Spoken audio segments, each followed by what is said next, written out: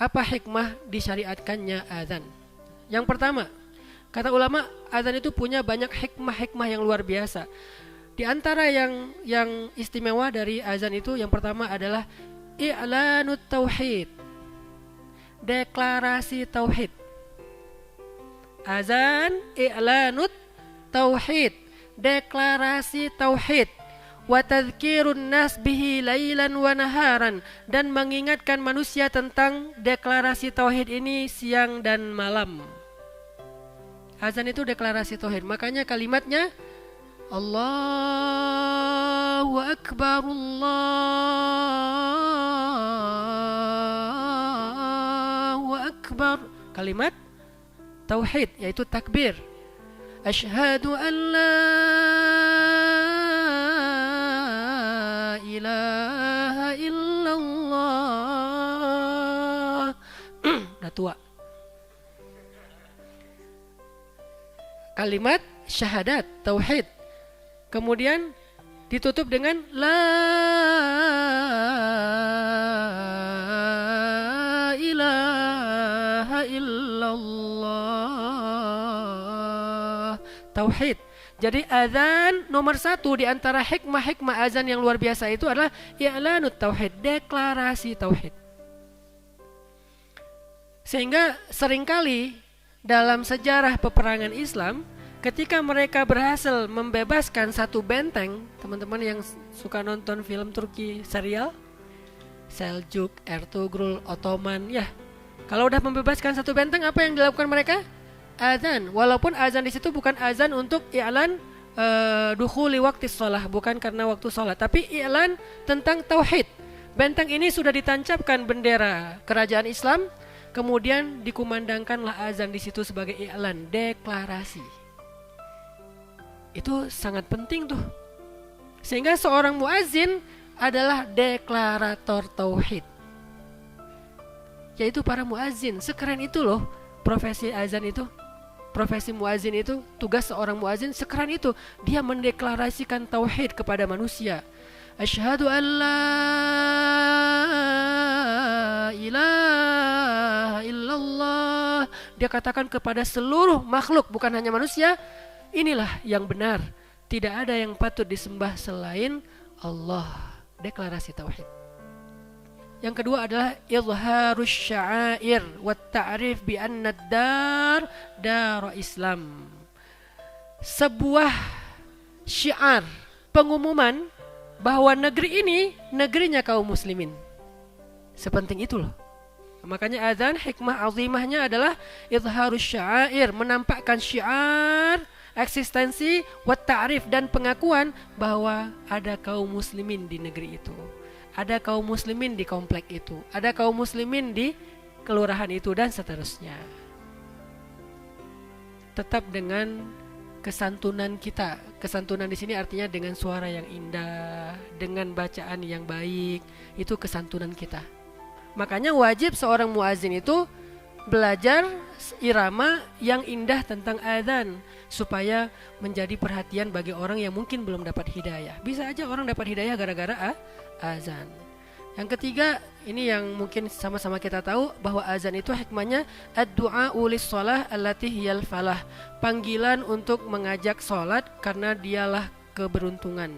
Falah itu kesuksesan, keberuntungan. Yang kita tahu di dalamnya ada kalimat hayya 'alal falah, dan Allah sendiri mengatakan Ista'inu bis sabri was shalah, mintalah pertolongan Allah dengan sabar dan salat. Berarti salat itu adalah jalan datangnya pertolongan Allah untuk kita berhasil, sukses dan bahagia.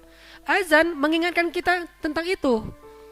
Wahai orang-orang yang bermasalah, sini kalau kamu pengen dapat solusi. Wahai orang-orang yang baru diputusin, sini biar kamu dapat ganti yang lebih baik. Wahai orang-orang yang di PHP-in, sini biar kamu dapat seseorang yang jujur. Wahai orang-orang yang butuh healing, sini biar kamu tenang. Kan gitu kan ya? Jadi azan mengingatkan orang-orang supaya datang kepada hal yang menjadi kebaikan buat mereka. Itu yang disebut dengan ad-du'a lis-shalatil lati hiya al-falah. Karena salat itu adalah sebuah keberuntungan dan kesuksesan. Wa tambihun, dan menjadi peringatan bagi ghafilin hatta la yafutuhum hadzal falah, kepada orang-orang yang masih lalai supaya mereka tidak kehilangan kebaikan dan keuntungan yang ada di dalam sholat itu. Makanya orang yang lagi azan itu harus di dalam suara lantunan azan itu banyak teks yang tersembunyi tetapi diwakili oleh irama. Dalam belajar ilmu maqamat itu sebetulnya kita nggak belajar lagi irama bayati dan segala macam. Kita lagi belajar pesan apa yang ada di balik irama itu. Ketika kita misalnya baca Alhamdulillahi Rabbil Alamin, apa pesan di balik kalimat itu? Atau Alhamdulillahi Rabbil Alamin, apa pesan di balik itu? Alhamdulillahi Rabbil Alamin, apa pesan di balik itu? Kan beda-beda tuh. Emang orang tahu? Tahu. Saya ketika saya jadi imam tahajud, saya tuh kayak DJ. Artinya saya yang mengatur ritme jamaah. Kapan mereka akan nangis. Begitu ayatnya tentang Ya ayyuhalladzina amanu tubu ilallahi taubatan nasuha. Apa teks dari makna dari kalimat itu? Bertaubatlah. Ketika bertaubat, nggak semua orang ngerti tentang maksud dari ayat ini apa sih. Mungkin sebagian dari teman-teman yang udah rajin ngaji tahu lah itu ayat taubat. Tapi yang nggak ngerti gimana? Saya akan wakili terjemahannya lewat nada. Sehingga orang yang nggak ngerti ayatnya pun ikut nangis. Sering banget dulu saya tuh pas beres sholat orangnya datang ke saya, Ustadz tadi Ustadz baca surat apa sih? Kok saya kena banget di hati saya? Karena saya menyampaikan pesan lewat nada. Itu yang kita pelajari untuk level nasional itu udah belajar filosofi nada, udah nggak belajar lagi nama-nama nada. Saya juga udah lupa dengan nama-nama nada. Tapi filosofinya dijaga. Begitu ayatnya la uqsimu biyaumil qiyamah. Begitu kalimatnya kalla idza balagatit taraqiya wa qila man raq wa dhanna annahu al-firaq waltafatis saqu bis-saq. Kenapa saya naikin? Orang yang nggak belajar maqamat dengan filosofi, dia pikir Ustadz naik tiba-tiba turun. Enggak, itu lagi kasih pesan tuh. Itu saat sakaratul maut yang begitu menyakitkan, begitu menegangkan, begitu mengerikan. Saking sakitnya tuh kita sampai bertaut lutut dengan lutut, betis dengan betis, menahan rasa sakit, disampaikan lewat nada. Itu yang disebut dengan mengingatkan orang-orang yang tadinya nggak aware tentang sholat, diingatkan sholat itu indah loh, sholat itu nyaman loh, sholat itu keberuntungan, kebaikan loh. Sampaikan dengan suara azan yang menarik supaya orang yang tadinya ghafilin, gak tertarik untuk sholat, gak tertarik untuk ke masjid, merasa ini panggilan yang indah, saya mau ke masjid. Sepenting itu teman-teman. Yang keempat, al-i'lamu bidukhuli waqtis shalah wa makanin adaiha. Ini yang umum ya, pengumuman masuknya waktu sholat dan tempat melaksanakan ibadah sholat. Jadi kalau kita lagi jalan di luar rumah, di luar komplek, biasanya kan kita suka nyari-nyari masjid ya. Saya pernah waktu lagi ke salah satu mall di Bandung tuh, karena saya pengen sholat Jumat, saya keluar kan, karena datangnya pagi. Terus pas menjelang Jumat saya keluar nyari-nyari masjid. Bagaimana saya menemukan masjid kalau nggak kelihatan menara karena ketutup sama gedung-gedung yang tinggi dengan suara azan. Sehingga di sana nih masjidnya. Kalau suaranya saut-sautan banyak, saya akan memilih yang mana yang paling indah. Biasanya kalau muazinnya aja gini, gimana imamnya nih? Allahu Akbar, Allahu Akbar. Udah pasti sudes. Ya, pasangannya ya. Alhamdulillahi Rabbil Alamin. Udah pasti itu satu paket itu. Hukmul adzan wal iqamah. Hukum mengumandangkan azan dan iqamah. Azan itu dasarnya disyariatkan untuk sholat 5 waktu dan sholat Jumat aja. Azan dan iqamat itu hukumnya fardu kifayah. Kalau dalam satu wilayah kaum muslimin tidak terdengar suara azan, maka semua kaum muslimin yang ada di wilayah itu menanggung dosa. Penting banget kan peran muazin? Kalau dia nggak azan nih, kelewat ketiduran nih subuh nih, Akhirnya semuanya bangunnya sholat sendiri-sendiri tanpa azan, maka seluruh kaum muslimin yang ada di komplek itu berdosa. Kalau terdengar itu masih satu wilayah. Terdengarnya ukuran siapa nih? Ukuran suara Bilal. Suara Bilal itu ukurannya apa? Suara Bilal itu ukurannya terdengar sampai 40 rumah. Rumah pada masa itu nggak kayak sekarang. Lihat secara historis, jangan secara kekinian. Kekinian rumah 40 rumah cuma segitu. Ada komplek yang makan rapat banget, yaitu di ganggang ya. 40 rumah mah deket atuh. Kalau di ganggang, rumah versi Madinah, jaraknya lumayan, bukan di gang. Rumah itu hook semua itu isinya. Semua rumah itu ada jalan kanan kiri belakang. Kan jauh tuh 40 berarti. Ya kurang lebih segitu, enggak persis sih, kurang lebih. Berarti itu satu wilayah. Kalau segitu enggak ada yang azan, semuanya kena dosa. Selain perempuan. Alhamdulillah ibu-ibu enggak nanggung dosa. Bapak-bapak semua kena dosa, mulai yang balik sampai yang dia uzur. Hadiran wa safaran. Nah, azan itu disyariatkan untuk dilakukan ketika kita hadir. Arti hadir itu bermukim atau ketika kita safar.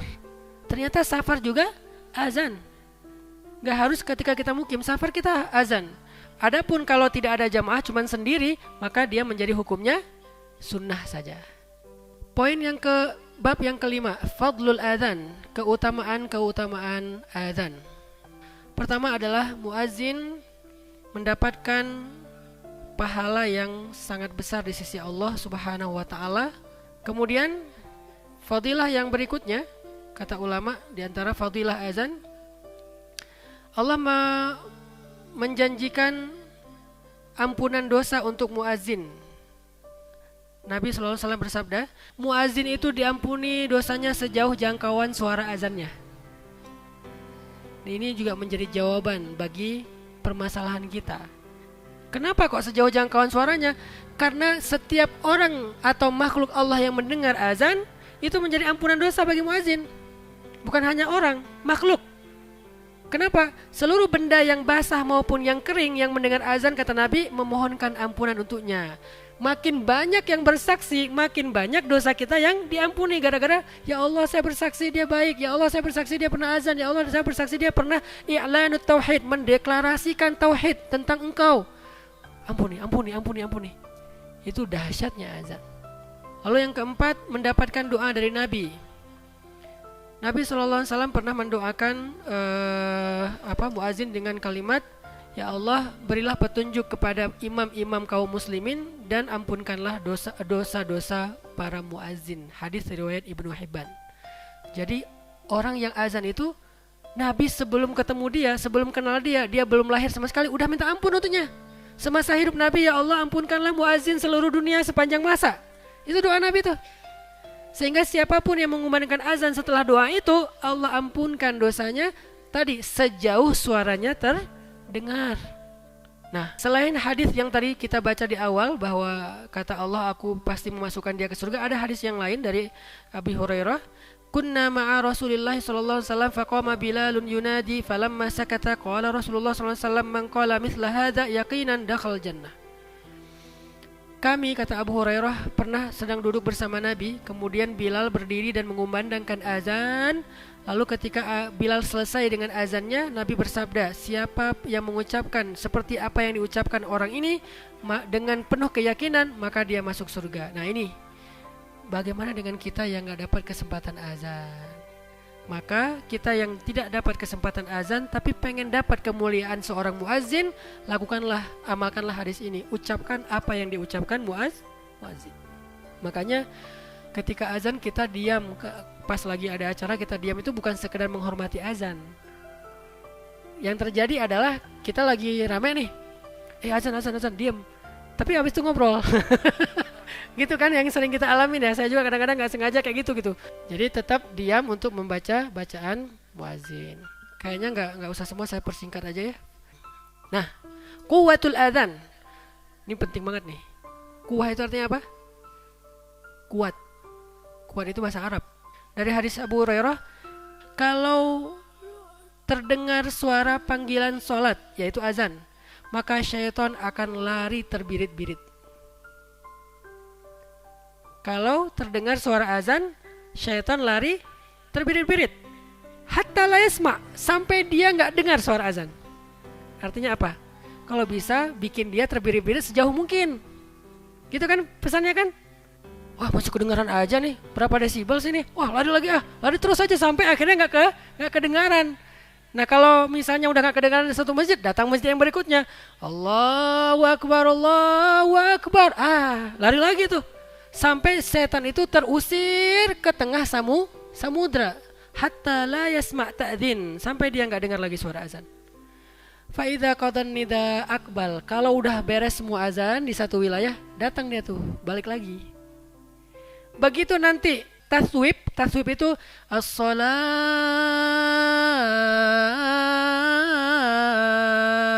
khairum minan naum. Itu taswib namanya. Dan itu salah satu sunnah Nabi. Tapi yang nggak memakai taswib pun kita hargai. Yang penting fikih mah nggak usah ribet. Saya mengambil mazhab taswib. Sehingga ada kalimat as-salatu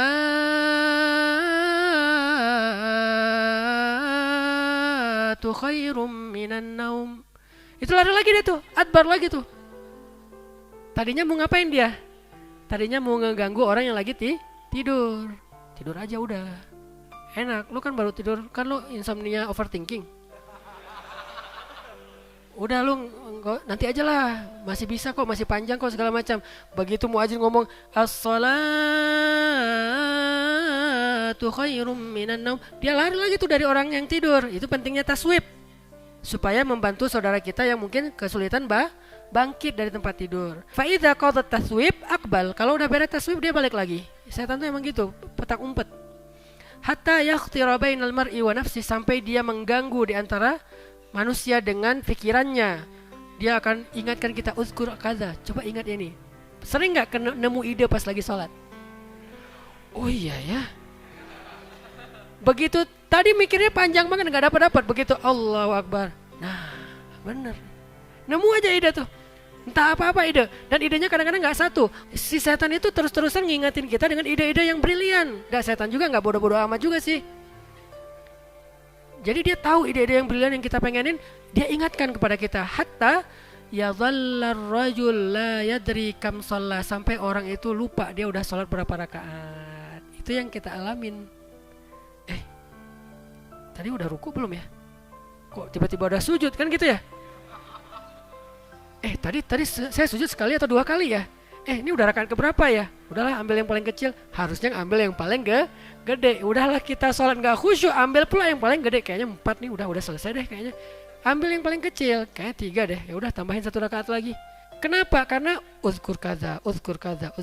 Oh harusnya gini nih, ini strateginya gini nih, ini jualnya gini, ini marketingnya kayak gini. Wah, heboh aja pas sholat. Dan sholat itu waktu yang paling bagus untuk cari ide, kata setan.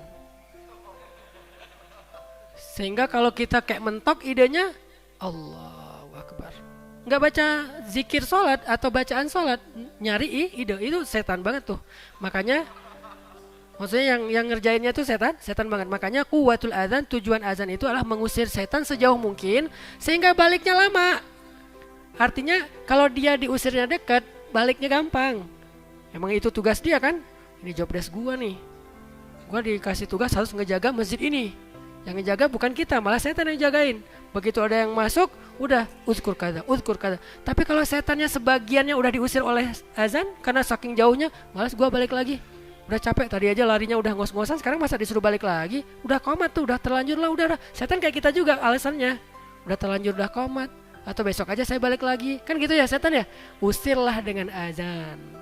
Quwwatul azan, itu kekuatan azan dan pentingnya mengumandangkan azan dengan suara yang terdengar jauh.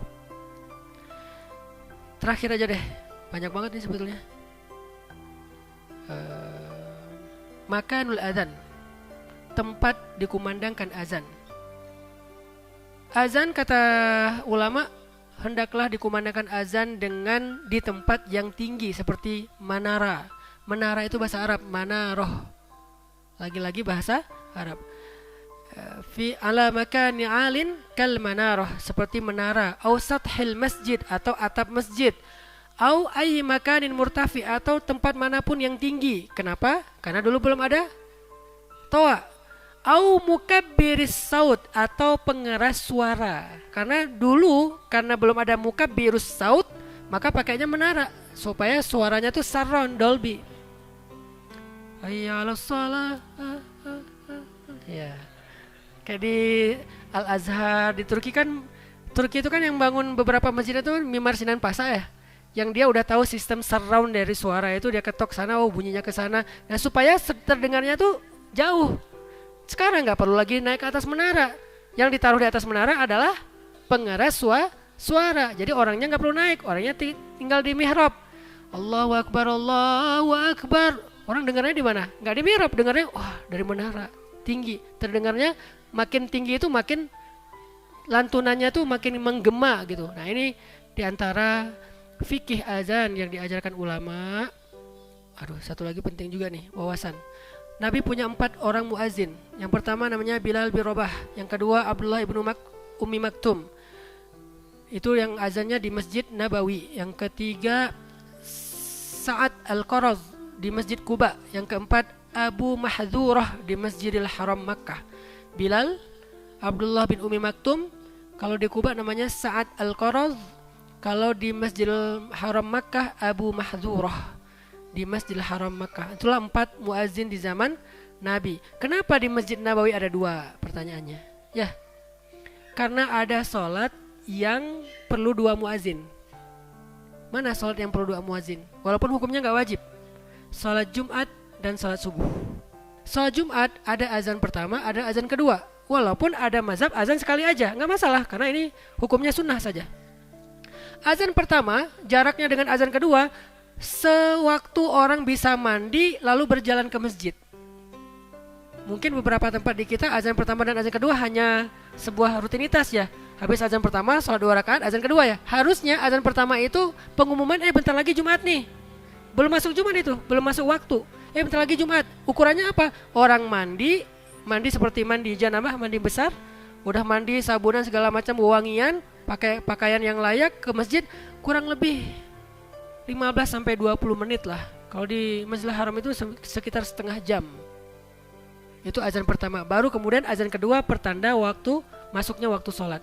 Azan pertama biasanya Abdullah bin Ummi Maktum. Azan kedua Bilal. Begitu juga dengan subuh. Subuh itu karena beda sama sholat yang lain. Kan kalau yang lain mah bukan dalam keadaan kita tidur. Supaya orang sempat ke masjid. Biasanya ada azan sekitar waktu orang sahur. Jadi sekalian mengumumkan bangun sahur. Jadi boleh dengan azan, boleh juga mungkin ada tradisi di kita pakai sahur gitu ya. Sahur ya. Kangen ya dengan suasana itu ya. Mangga lah, nggak masalah. Tapi alangkah lebih baik lagi azan pengingat untuk bangun sahur. Tujuannya untuk bangun sahur ya. Kita harus tahu tujuannya dulu biar tahu timingnya tepatnya kapan. Jangan azan pertamanya imsak. Begitu azan baru juga segini. Bukan, itu tujuannya ngebangunin orang biar sahur. Nanti azan yang kedua udah imsak itu. Walaupun ada juga mazhab yang imsak itu memang azannya bukan imsak, suara apa biasanya? Suara sirine atau kasih tahu imsak misalnya.